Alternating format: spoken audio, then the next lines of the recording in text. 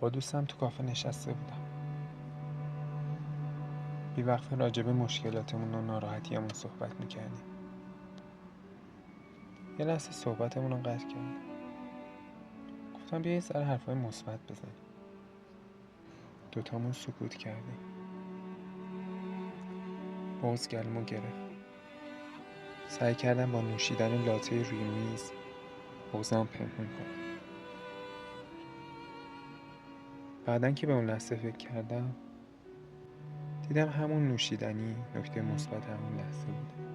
نوشیدنی که با شیرینیش تلخی اون لحظه رو از بین بود.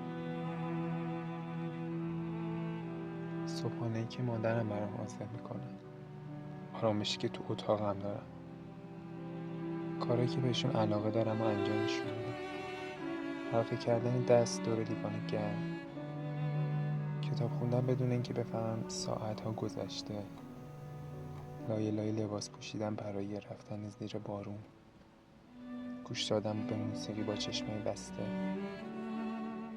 یا حتی خونه‌ای که حتی فکر کردن بهش بهم آرامش میده.